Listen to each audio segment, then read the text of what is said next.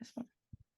Cool. So today I will be presenting a recent paper that really investigates edge directionality in graph neural network. And surprisingly, it's a topic that is, somewhat obvious, but has really kind of been overlooked way too much, I would say. And today I would like to convince you of that. And also, despite the fact that our paper works is kind of on static graphs, it's really, I think, is very relevant to temporal graphs. And I'll also discuss a little bit why. So I think it opens up a lot of interesting directions. And so the first thing I would like to convince you is that graphs are very, very often directed.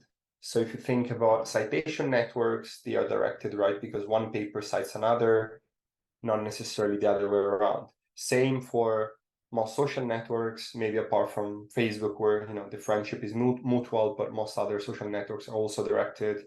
Interaction networks. So if I any interaction with you on a social network, so if I like your post, that is definitely directed interaction. And also hyperlink network. So if a web page has a link of another page, that is also directed. And these are just examples, but you can come up with as many as you want. And since we are here at the temporal graph reading group, also taking the recent TGB benchmark, if we look at the node classification datasets, it turns out most of them are directed. So actually, the first two are directed, but they are bipartite. So it turns out that it doesn't really matter, bipartite graph. It's since also the edges can only go in one direction, so from the user to the items, then it doesn't knowing that it's directed doesn't really change much because there is only one direction anyway. So they are directed, but it's a bit like they were undirected. But if we take the last, and these will be the first two, but if we take the last three, these are actually directed, and the directionality information is very important. So these are non-bipartite, and if we ignore directionality, we are kind of ignoring information, potentially, as we will show today, very important information that can lead to missing out on a lot of performance. And so coming back to static graphs, we really wanted to kind of investigate a little bit why, if you talk to most people in the GNN world, everybody kind of always assumes the graph they deal with is undirected, or in practice what they do is they make it undirected, right? And we really wanted to investigate where this started. And we think that kind of the first origin of this assumption was really rooted in spectral graph neural networks. So as you may know, spectral graph neural network are defined as a function of the Laplacian of the graph. And in particular, they define convolution in the Fourier domain of this Laplacian matrix. And in order to do that, they have what you see here. They have to decompose this Laplacian matrix, doing the eigendecomposition of this Laplacian matrix, because the eigenvectors of this matrix are going to be your Fourier basis. However, I mean, this can be too much detail, but the important thing to remember is that in order to do this decomposition that you see in the second line, basically, in order to have a guarantee that this exists, we need our matrix, in this case, the Laplacian L, to be symmetric. And a symmetric Laplacian is the same as a symmetric adjacency matrix. And the only way you can guarantee a symmetric adjacency matrix is if your graph is undirected. So basically here there is an implicit assumption that your graph is undirected. So in practice, what people would do to make this work, they would have to make the graph undirected by symmetrizing it. So if you have an edge from I to J, you also need to add an edge from J to I. But of course, you're missing out on information, right? Then, of course, spectral GNNs are not that popular anymore. What really became more popular were spatial methods. And for instance, message passing neural networks, among others. And here we look at message passing neural networks, MPNNs, because they're fairly general as a formulation. And it turns out that they also fail to deal with directionality, because if we look at their formulation here, basically they have disaggregation. So they update node I based on a message coming from its neighbors that is computed by aggregating all the features of their neighbors. However, the way they look at neighbors is by, usually what they do is they have a symmetric and undirected edge set here, right? So if ij is in this edge set, also ji is in this edge set. And again, this is the same problem as before. And particularly because in this case, in and out neighbors of a node will be treated equally. So you cannot differentiate between the two. Alternatively, you could also say, well, E doesn't need to be, contain both pairs. You can have a directed graph, and E is going to only contain directed edges. You can do that. The problem is that if you then apply this equation, you would only be aggregating over out neighbors. So if I'm I, I'm only aggregating over nodes J that I have an edge going from I to J, but I will completely ignore edges coming into I, sorry. And as we will show, that is actually very important and very informative. And ignoring that, makes your performance drop significantly. No, looking into a bit in practice, it's, as I was mentioning, like making the graph undirected become kind of the standard procedure. And this was also confirmed when we realized that in Python geometric, which is kind of the most common library for graph neural networks, this general routine function that helps data sets that are loaded in this MPZ format. This routine function was by default making graphs in this line 26. You can see it was making graphs undirected, and without even providing a flag to choose whether to keep your graph directed. And there were some graphs that were originally directed, but were you could just get them in the undirected way by using the standard PyG routines. And this is by no means to take away anything from PyG team and Matthias and everybody else who do an incredible work for the community, but it's really to show how deep this assumption was into the work everybody was doing. We also wanted to verify, is this assumption justified empirically, or why nobody questioned it before? And we realized, with our experiments, that really this assumption was justified empirically, in common benchmarks. So what we show here is that if you take common benchmarks, which turn out to be kind of mainly homophilic, as we will show later, and I will discuss what homophilic means. But basically, if you take common benchmarks and you take common GNNs, such as GCN, GraphSage, and GUT, the light green performance, and this is average over a bunch of data sets. The light green is basically if you just use the standard GCN, GraphSage, and GUT on the undirected graph. The dark green is if you use our method, which I show later, which uses the directed graph and uses directionality information. In general, this is basically to show here what happens if you use directionality. And what you notice here is that it doesn't really help. Actually, a little bit, it actually hurts. And this, I think, really explains why I think for sure people over the years tried, okay, let's try to keep the graph directed or use both directions. But there was really not much benefit on these common benchmarks again. So that's kind of, I think, why people just went always for keeping the graph undirected in most cases. And as we will see, like what I mentioned before, so again, the fact that these benchmarks were mainly homophilic played a very big role. And however, the community in the last few years realized that, not all interesting problems are homophilic. And when your graph and your task are not homophilic, very interesting things happen. So if we now look a little bit at what homophily actually is, and heterophily just the opposite of homophily. Homophily is basically when your neighbors tend to share the same attribute or label. And in this case, you can see it here. If you take a task like, a social network, and you have labels of a user being omnivore or vegetarian, you can kind of expect that omnivores, are going to be a bit clustered together, and vegetarian the same. And if you take this specific example here, this is what we will call this definitely homophilic, because if you look at neighbors, they tend to have the same label. In contrast, if you look at like a gender in a social network, it's not actually going to be the case that it's going to be very, very clustered, because you're going to have males connected to females and vice versa. So it's going to be more balanced, right? And here is what we call kind of heterophily. You can have more extreme heterophily, which is when only different things kind of are connected.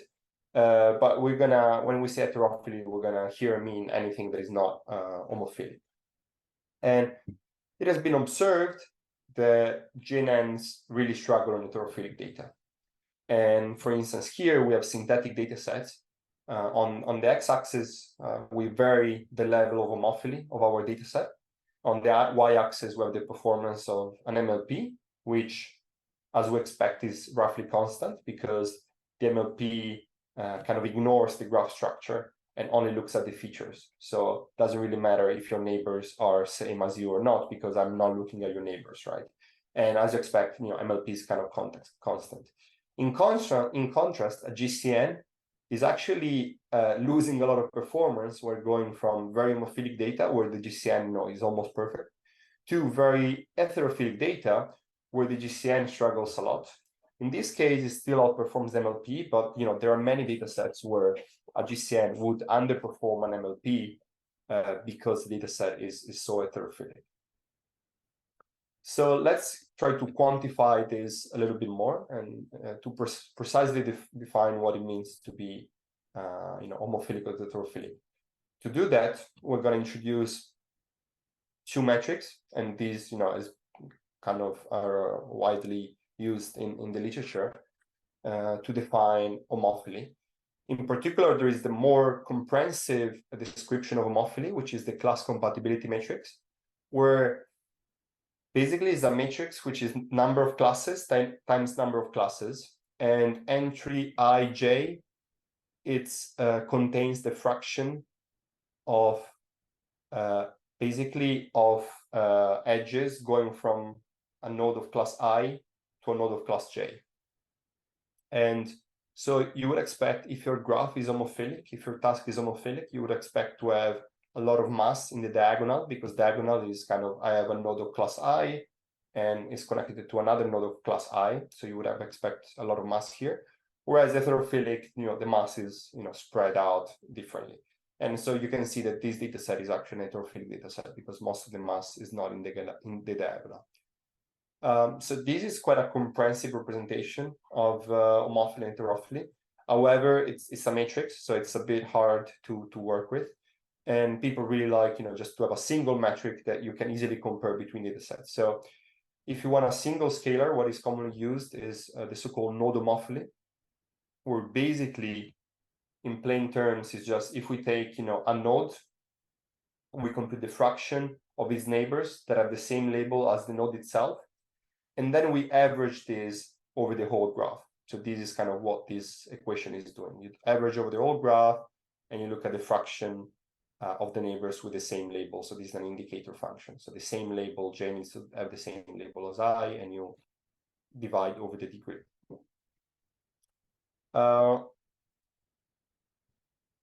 So this again, this was for undirected graph. In our work, since we're dealing with directed graph, we were really interested in expanding these definitions to the world of directed graphs. And we're gonna see in a second why that is important. So in our paper, we introduced this new metric, which is basically a node homophily, but a bit more general. So it can support a directed and also weighted graph, and we will see why that is important. And the only change is really that now the metric also depends on the diffusion matrix. So you can think of this as the adjacency matrix, or some normalized version of the adjacency matrix. But this can also be, you know, the square of the adjacency matrix, and we will see that in a second what that is going to mean. So any diffusion operator really, and this diffusion operator is going to contribute basically in our average. So now it's going to be a weighted average, where simply we're going to weight more edges that have a higher weight in this diffusion matrix. So as I mentioned here, you can also look, you can have a higher order matrix like A squared. So actually now I would like to look a little bit at, you know, A squared is what you normally have in undirected graph, but it turns out directed graph are a bit more interesting. So let's now look a little bit at what the 2-hop, which would be A squared, looks in directed graph. So it turns out in directed graphs, you can actually have 4 different 2-hops. So again, the simple one would be A squared. So now remember, our A is a directed matrix, so it's not going to be symmetric. So what does A squared means? So multiplying, you know, by A is basically, you can imagine it as, you know, propagating in the graph. So if you think about your messages, A squared just means, A just means I'm following an edge going from my node outward, right? So an out edge. And A squared just means doing that twice. So if we take this kind of light blue node here, A would give me the first out edge, the first out arrow, and then using A again would give me another out arrow, so I could get to this node here. So this is just one path, right? And A squared would kind of encapsulate all paths following 2 out arrows, weighted by kind of in how many ways you can get there. But again, A squared is only one option. Another option is A transpose A. Now, A transpose, which is, you know, basically looking at the inverse direction of the edges, right? Because that's what you do when you transpose the matrix. And this means that if we start from our light blue node, now we're going to follow an incoming edge, because messages propagate this way. And then since we apply A again, we will now go out again. So we follow the out arrow here, and we get to this node here.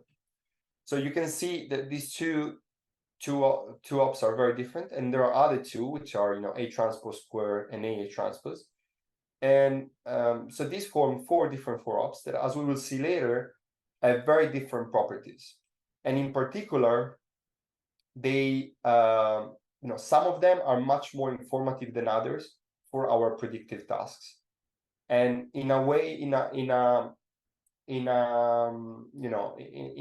trying to quantify that, we wanted to actually not limit our homophily metrics to the 1-op, but actually extend them to, you know, what happens if we go further in the graph. So that's the reason why we introduced effective homophily, which is allow us to measure what happens when we go beyond the immediate neighbors. So the effective homophily here, we're basically saying, okay, let's not just stop at the 1-op, but we can go like any op. Of course, in practice, you will stop at some point, like 2 or 3-op, because otherwise it becomes computationally infeasible. And we really want to compute the maximum homophily of all your, you know, higher order ops matrices. So we have like this C here, and this is going to be all these matrices for each op. So as I was mentioning, in undirected graph, you only have 1 2-op matrix, but in directed graph, you have 4. So here, you know, you would have all the 4 matrices for the 2-op. For the 3-op, you would have 8 matrices, and so on and so forth. And we really, I think it was really useful for us to capture what is the most homophilic matrix, because at the end of the day, we can use that matrix in our diffusion, and we can use that to solve the task. So really helpful to know, you know, what is the most homophilic thing we can get.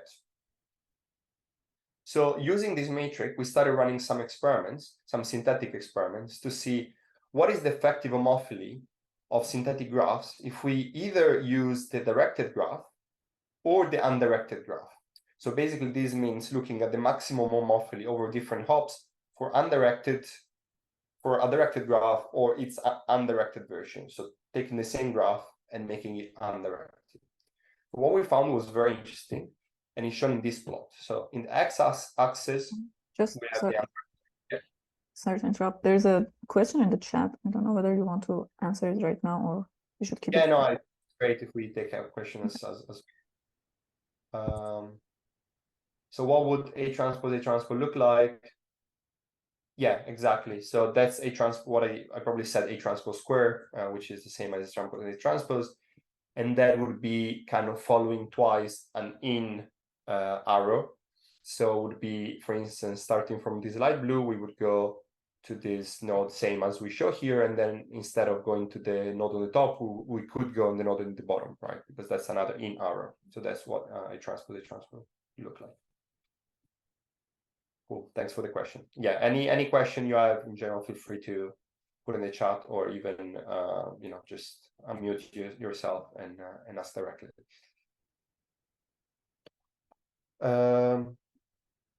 So I was describing how in this plot we have on the x-axis. Sorry, let's start with the y-axis. On the y-axis we have the effective homophily, so the maximum homophily that you can see at any op for your original directed graph.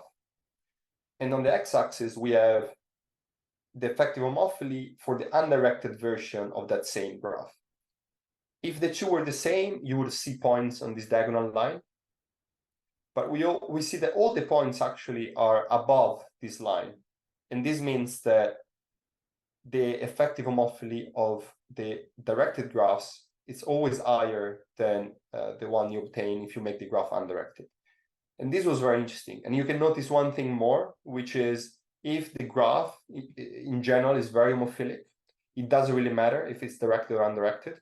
But as the graph becomes more heterophilic, so this kind of cloud here, then the gap really opens a lot. And that starts coming back, starts coming together with what we saw at the beginning, right? Where with homophilic common benchmarks didn't really matter, right? And with homophilic common benchmarks, we are in this top right part of the chart where we see like we're pretty much on the diagonal line. Instead, here we show what really kind of starts to matter to us. What happens when the graph is not homophilic? And here we get an intuition that it can actually make a big difference. We wanted to validate that intuition as well on real data sets. And that's what we did next. And this table contains a lot of information, but let me give you the most important insights. So first of all, we compute the node homophily for a bunch of different diffusion matrices, both undirected and directed. What is really important is that for heterophilic graphs, the most homophilic matrices are always A transpose A or A transpose, as you can see from these blue boxes. And I'm going to give you an intuition in a second, but it's really important that these are the two kind of non-symmetric two ops, because either you go out and then you come back in, or kind of, you follow an in edge and then you follow an out edge. And these are consistently, on these heterophilic graphs, consistently the most homophilic. And it turns out they are the most homophilic by far. So this last column is like the percentage gain that you get in effective homophily by using the directed graph instead of the undirected graph. And if you take the last one, like the directed graph is 66% higher in effective homophily, and that can make a huge difference, as we'll see in for your downstream task, because homophilic is just easier. If you want to do node classification, the more homophilic, the easier it is to predict things. And so what this plot shows is that it's really important to keep your graph directed, especially when the graph is heterophilic, because your gain in homophily is going to be much higher. So let's look at a toy example now. So this toy example hopefully is going to give you some more intuition. And it's a very simple graph where we have three classes, blue, orange, and green. And it's quite interesting because basically you have orange nodes only have out edges to green nodes, which only have out edges to blue nodes, which only have out edges to orange nodes. So it's a very peculiar structure. So if you think about the compatibility matrix, it will look like this. Because if your first row represents, let's say, orange nodes, and in the second it's green nodes, we know that all edges coming out of orange go to green. So you have a 1 here, and then you have a 1 here and a 1 here. So it's very concentrated. And what is interesting is that, if you think about 2 hops, if you start from an orange node and you go to a green node, now, it can be any green node, but now if you kind of go back, you are forced to go to another orange node. And that's the same for any other class. So if we think about the 2-op, the directed mixed 2-ops, so A transpose A and A transpose, the matrices that we saw were really homophilic before, these matrices get perfect homophily, right? So by using this matrix, it's trivially easy to solve this task if you want to, do node classification. However, let's see what happens if we make this graph undirected. If we make this graph undirected, it turns out that already we're making the compatibility matrix a lot more spread out, because now, orange is going to have edges both to green and to blue, and we're not going to be able to distinguish them anymore. So we're really, mixing up 2 different kinds of information and, not distinguishing them anymore. And now what happens if we go 2-op? So if we take, A undirected square, what happens is that, it's going to be more homophilic than the 1-op, but it's not going to be perfect as the matrix were before, but it's going to be corrupted because we mixed this information that was not supposed to be mixed. And now, we pay the price for it. So our compatibility matrix is not so clean, and that's going to affect our downstream performance. So motivated by this kind of strong evidence on why directionality is really, key to help, especially in heterophilic scenarios where directionality can really make your graph more homophilic, we're really motivated to introduce a new graph neural network which is designed for directed graph. In particular, we wanted something which was very general, so something like an MPNN, but for directed graph. And that's exactly what we went for. And as you can see here, this is kind of, you can clearly recognize a similarity with MPN, with the definition of MPNN. And the main difference is that now we have 2 aggregations. The first aggregation only aggregates incoming edges. So if we think, your node your node here is node I, the first line only looks at neighbors, such that there is an edge, a directed edge from J to I. So these would be the incoming edges, the incoming neighbors of I. The second one looks at the outgoing edges, right? So from I to J. And the important thing is that here we're going to aggregate them separately. So these things are going to have different weights. So you can learn to ignore the incoming, ignore the outgoing, give them the same weight, which would be the same as undirected, or, do different things, right? And then at the end, we combine, our current representation with both the incoming and the outgoing aggregations. And again, the important thing is that, we have separate aggregations of in and out neighbors, which is a lot more flexible and leads to better performance, and also is more expressive, as we will show later. So to give you a bit more, practical understanding of what's happening here, let's look at GCN. So I think most of you are familiar with the, the GCN equation. And what GCN is doing is just, doing this aggregation using this normalized adjacency matrix. Now we have the underscore U to really, show that it's undirected. And GCN does a normalization, which is based on the degree matrix, right? And the important thing to notice here is that when your graph is indirected, there is only one degree matrix, which here is called DU. And so GCN uses the same degree matrix on the left and on the right, and does this symmetric normalization. Now, if we, our framework is very general, so it can be used to extend any GNN to directed graphs. So if we try to do the same kind of derivation from our framework, we get to this equation, which is very different from, I mean, it's partially similar to GCN, but the main difference here is that you have two matrices here. So you have, first you do, like, you take this matrix which has the out edges, right? And you do an aggregation with these out edges with a certain set of weights. And then we have an aggregation with the transpose of that matrix, which is actually the incoming edges. And here actually should be, I realize there was a typo, should be an incoming error, because it's very important that the weight matrices are different so that we can treat differently incoming and outgoing neighbors. And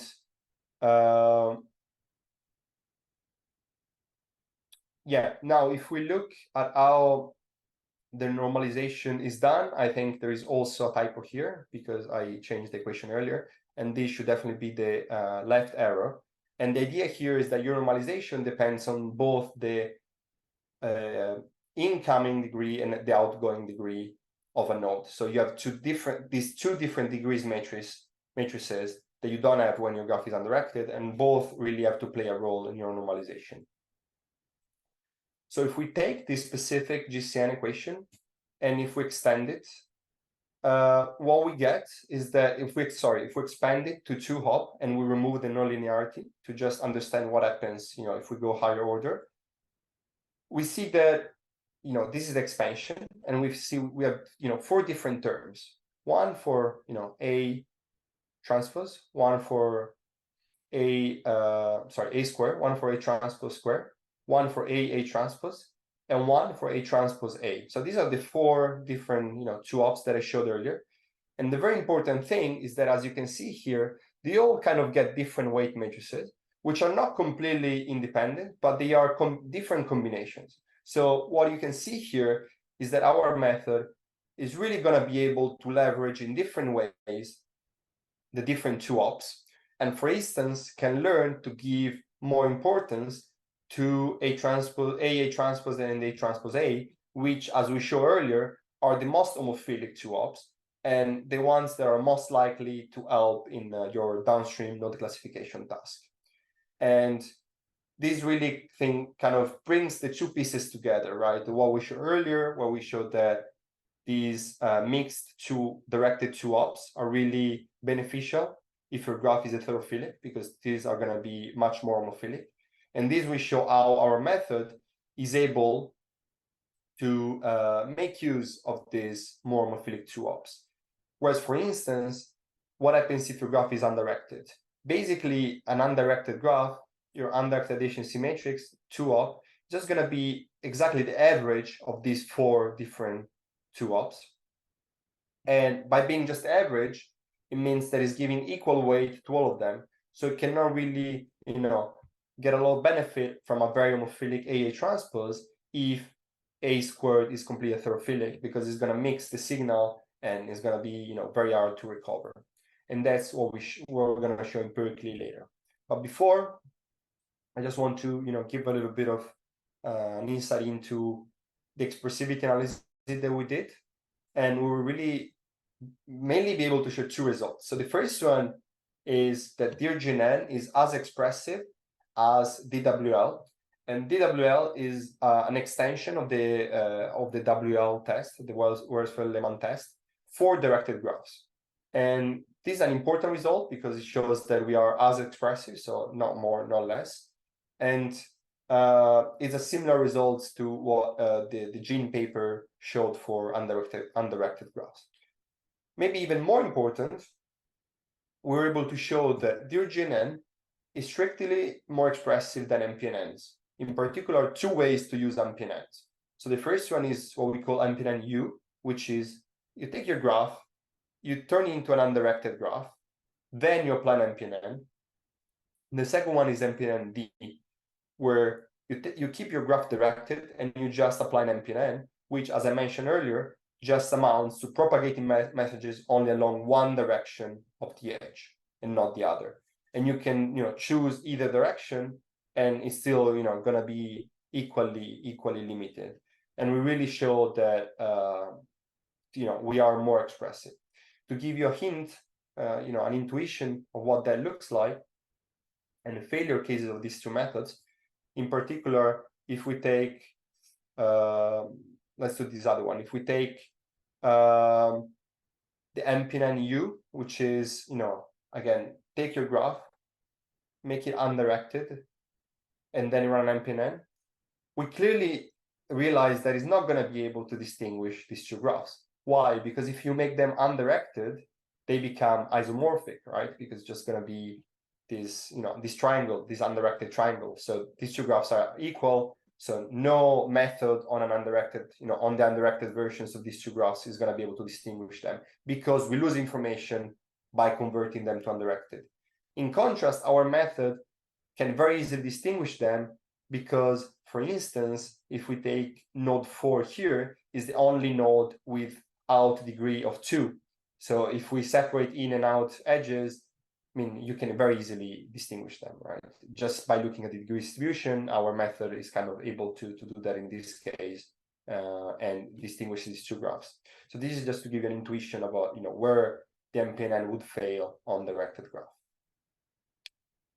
Next, we actually going to look a bit more at empirical results. So first, we investigated another synthetic experiment where we have this node classification task where we define the label of a node to be basically 0 if the average of the scalar features of the in neighbors is greater than the average of the scalar feature of the out neighbors. So basically, you need to take the average of the in neighbors, the average of the out neighbors, and compare them.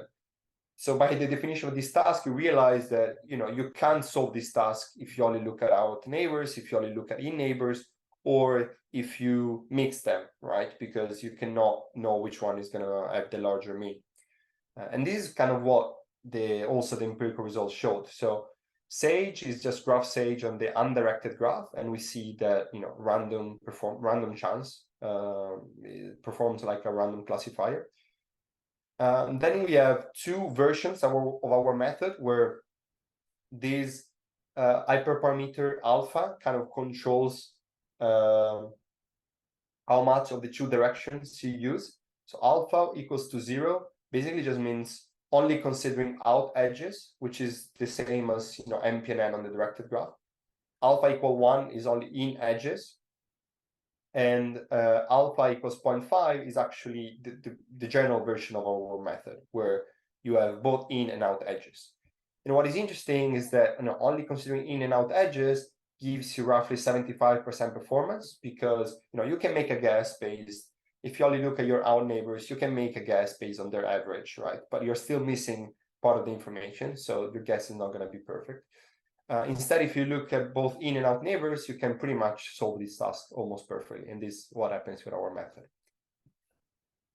Then we wanted to investigate, let's look at, let's take a bunch of benchmark data sets, and let's look at, what happens when we try to extend common architectures such as GCN, Graph, Sage, and GAT on these data sets.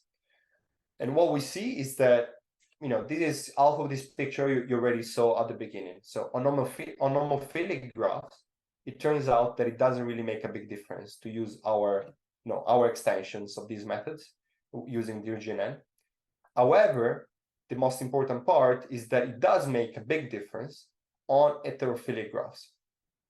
And it is really a big difference. So literally from 10 to 15% on average, and this is over 5 data sets.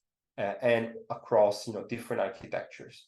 So using directionality was consistently significantly better. And given this big boost that we saw on heterophilic graphs, we really wanted to see how much we could push our method, which just to recall, it's it's not really a fancy or complicated method specifically handcrafted for heterophilic graphs. There's been a lot of research recently, developing methods which work very well for heterophilic graphs, using higher order information, ego embeddings, and a bunch of tricks. Our method is just very simple, like take MPNN, extend it to directed graphs, and see what happens. And we actually found out that our method was outperforming all these specific methods for heterophilic graphs that you can see here, and as well as previous work for directed graph, which is mainly spectral work for directed graph, by a large margin, obtaining state-of-the-art in these 5 data sets, heterophilic data set that we work with.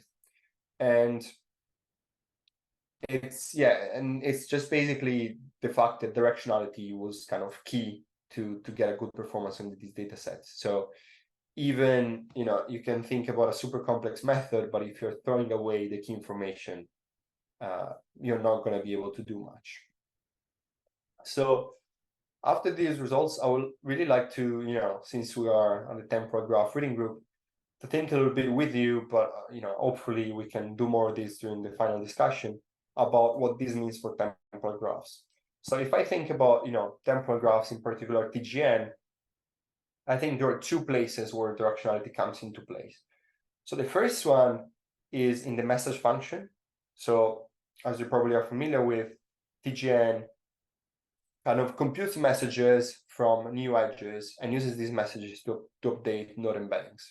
And I would say, without thinking too much about this, when we developed TGN, it turned out that the message function was already what I call direction aware. So we defined 2 different message functions, one for the source node, one for the destination node. So this is going to have different weights, and you're going to update both source and destination for a given edge. So this is actually very similar to to our DRGNN, in the sense that you have these 2 different functions, and you treat incoming and outgoing edges differently. So I would say, without being too much aware about it, but I think, just a little bit coming from intuition, we actually did the right thing here. Where actually TGN is not aware of direction is in the graph aggregation, where the graph aggregation takes your current memory, which is this S here, the node features, potential edge features, as well as graph connectivity, and it does graph convolution, graph neural network on top of that to give you your final embedding. And this really is not direction aware, in the sense that we are not using, here we've been using GAT or other similar aggregations, and but I think instead here the right thing to use would be DRGNN, because you have, in most cases, you have directionality and you want to take that into account. So yeah, this is definitely direction unaware. So to conclude, so I think very important and surprising point is that edge directionality has largely been ignored in graph neural networks. Then we really looked at how preserving directionality instead can make heterophilic data sets a lot more homophilic. And to exploit that, we introduced DRGNN, which is a general framework, basically extending NPNNs to directed graph, to learn on directed graphs. We showed that DRGNN is more expressive than NPNNs on directed graph, while at the same time leading to large improvements, particularly on heterophilic data sets, leading to state-of-the-art, outperforming many specific and much more complex methods. And as I showed at the end, and at the beginning and at the end, many temporal data sets are directed. However, I think there is still a lot to be investigated in how to best use this directionality information in temporal data sets. And with this, I would like to thank you very much for having listened to me and having invited me. And I would like to open it up to questions. Thank you very much for the wonderful presentation. I don't know whether there is any question. I have just one question. These kind of analysis are more related to node level tasks. Do you have any intuition about their impact on something like link prediction or? Yeah, that's a very good question. So the empirical analysis that we did is all on node classification. The expressivity is a bit more general, in the sense that the expressivity analysis can cross over between different tasks a little bit, because it's just about graph isomorphism. I think the intuition is that direction is even more important for link prediction, because it's even in what you're predicting, right? So are you predicting you know, there is an edge, or there is an edge in one direction, there is an edge in another direction. And yeah, if your model is not direction aware, you can't really even make predicting directed edges, right? So I think that's even more important, and I think that's a very important line to explore. And one other question is about the results that you show in the table. I just wanted to know whether all of the previous methods that are unaware of the direction are ignoring the direction, or just they are just propagating for one direction, or is there any? It's a bit of a mix. So, okay. For instance, like most of them, I would say, some of them are undirected, like FSGNN, for instance, I think they mainly propagate one direction, and that helped a lot, like on Squirrel and Chameleon. But then, because these data sets, one direction is a lot more informative. And then, but in the others, you really need both directions and treated them differently. Whereas some other, they make the data set undirected. So it's not very clear which one of those is better than the other. Like if we just ignore and count it as a undirected, or just propagating along one direction. Yeah, so we have actually an ablation. I don't have like the table here, but we have an ablation in the paper where we actually basically ablate over this hyperparameter alpha, where alpha 0 means only in the out direction, alpha 0.5 both, alpha 1 in, and also having undirected. So we compare with all the setup, and that's quite informative. And yeah, it basically shows that in these 3 data sets you really need both directions, and in these 2, one direction is what really matters. And in actually all cases, treating it as undirected makes it worse. And is alpha relatable to heterophily metrics, or not really? Whether you need both directions or only one. Yeah, we haven't found like a super strong correlation there, but yeah, there are many things that come into play, and I think also probably more data sets are needed to draw better conclusions. I see. Thank you very much for all of the insights and the fact that you shared that work with us. It was very interesting. Is there any other question from the audience?